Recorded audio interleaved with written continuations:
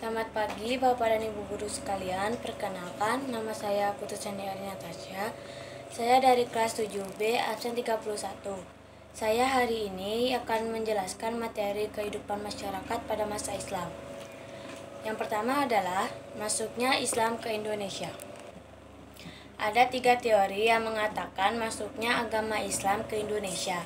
Yang pertama adalah teori Gujarat. Teori ini berpendapat bahwa agama Islam masuk ke Indonesia pada abad ke-13 dan pembawanya berasal dari Gujarat, Kambai, India. Dasar teori ini adalah satu, kurangnya fakta yang menjelaskan peranan Arab dalam penyebaran agama Islam. 2. Hubungan dagang Indonesia dengan India telah lama melalui jalur Indonesia, Kambai, Timur Tengah, dan Eropa. 3. Adanya batu nisan Sultan Samudra Pasai yaitu Malik al-Saleh tahun 1297 yang bercorak khas Gujarat. Pendukung teori Gujarat adalah Snowkhurgonye, W.F. Suttertheim, dan Bernard H.M. Flake. Hal ini juga bersumber dari keterangan Marco Polo, Venesia, Italia, yang pernah singgah di Perlak, Perureula tahun 1922. Ia menceritakan bahwa di Perlak sudah banyak penduduk yang memeluk agama Islam dan banyak pedagang Islam dari India yang menyebarkan ajaran Islam. Yang kedua, teori Mekah. Teori ini menyanggah teori Gujarat. Teori ini berpendapat bahwa agama Islam masuk ke Indonesia pada abad ke-7 dan pembawanya berasal dari Arab, Mesir. Dasar teori ini adalah 1. Pada abad ke-7 yaitu tahun 64 di pantai barat Sumatera sudah terdapat perkampungan Islam Arab. Dengan pertimbangan bahwa pedagang Arab sudah mendirikan perkampungan di Kanton sejak abad ke-4. Hal ini sesuai dengan berita Cina. Kerajaan Samudra Pasai menganut aliran mazhab Syafi'i, di mana pengaruh mazhab Syafi'i terbesar pada waktu itu adalah Mesir dan Mekah, sedangkan Gujarat atau India adalah penganut mazhab Hanafi. 3. Raja-raja Samudra Pasai menggunakan gelar Al-Malik, yaitu gelar tersebut berasal dari Mesir. Pendukung teori Gujarat adalah Hamka, Van Leur, dan T.W. Arnold. Mereka menyatakan bahwa abad ke-13 sudah berdiri kekuasaan politik Islam. Jadi masuknya Islam ke Indonesia terjadi jauh sebelumnya, yaitu abad ke-7. Dan yang paling berperan besar terhadap proses penyebarannya adalah bangsa Arab sendiri. 3. Teori Persia. Teori ini berpendapat bahwa agama Islam masuk ke Indonesia pada abad ke-13 dan pembawanya berasal dari Persia atau Iran. Dasar teori ini adalah kesamaan budaya Persia dengan budaya masyarakat Islam di Indonesia. 1. Peringatan 10 Muharram atau Asyura yang atas meninggalnya Hasan dan Hussein, cucu Nabi Muhammad yang sangat dijunjung oleh orang Syiah atau Islam Iran. Di Sumatera Barat, peringatan tersebut disebut dengan upacara tabwik atau tabut. Sedangkan di Pulau Jawa ditandai dengan pembuatan bubur syuro. Yang kedua, kesamaan ajaran Sufi yang dianut Syakil Siti Jenar dengan Sufi dan dari Iran yaitu Al-Halaj. Penggunaan istilah bahasa Iran dalam sistem mengeja huruf Arab untuk tanda bunyi harakat. Ditemukannya makam Maulana Malik Ibrahim tahun 1419 di Gresik. Adanya perkampungan Leren atau Leran di Girir, daerah Gresik. Leren adalah nama salah satu pendukung teori ini yaitu Umar Amir Hussein dan P.A. Hussein Jayadiningrat. 2. Persebaran Islam di Indonesia.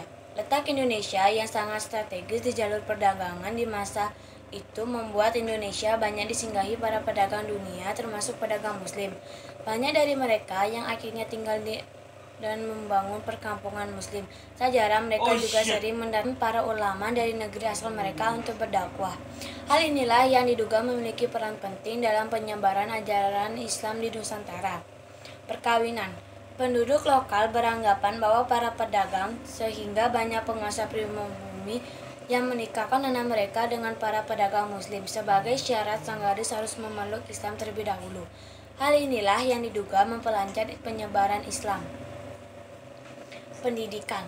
Setelah perkampungan Islam terbentuk, mereka mulai mendirikan fasilitas pendidikan berupa pondok pesantren yang dipimpin langsung oleh guru agama dan para ulama. Para lulusan pesantren akan pulang ke kampung halaman untuk menyebarkan ajaran Islam di daerah masing-masing. Contoh pondok pesantren yang dibangun oleh Sunan Ampel dekat Gresik. Kesenian. Wayang merupakan warisan budaya yang masih terjaga hingga saat ini. Dalam penyebaran ajaran Islam yang wayang memiliki peran yang sangat konkret. Contoh Sunan Kalijaga, salah satu tokoh Islam yang menggunakan pementasan wayang untuk berdakwah. Agama Islam mudah diterima oleh masyarakat Nusantara karena 1. Masuk agama Islam syaratnya tidak berat, yaitu cukup halnya dengan mengucapkan 2 kalimat syahadat. 2. Upacara-upacara keagamaan dalam agama Islam sangat simpel atau sederhana. 3. Dalam agama Islam tidak mengenal kasta seperti pada agama lain. 4. Islam tidak menentang adat istiadat dan tradisi setempat. Penyebaran agama Islam di Nusantara dilakukan dengan jalan damai. 5. Penyebaran agama Islam sama lancar di Nusantara akibat runtuhnya kerajaan Majapahit. 3. Pengaruh Islam terhadap masyarakat Indonesia. Penyebaran budaya Islam di Indonesia berlangsung secara damai. Islam berkembang lewat perantaraan bahasa Arab. Pada perkembangannya terjadi proses saling pengaruh antara Islam yang sudah terakulturasi dengan budaya lokal dengan Islam yang baru masuk di wilayah Timur Tengah. Maka dari itu, pengaruh penyebaran Islam di bidang politik antara lain: 1. Sistem pemerintah masih berbentuk kerajaan tetapi namanya berubah menjadi kesultanan. 2. Raja berganti gelar menjadi sultan. Dan 3.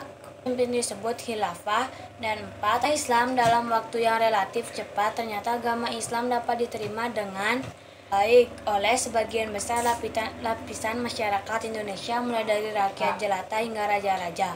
Yang sosial. Pada masa Hindu-Buddha terjadi perbedaan yang tegas antar kelompok masyarakat atau sistem kasta.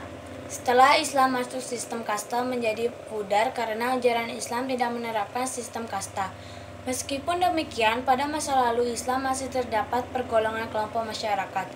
Di Jawa misalnya, seorang ulama diberi gelar kiai, sebuah tinggian derajat pada struktur sosial di masyarakat.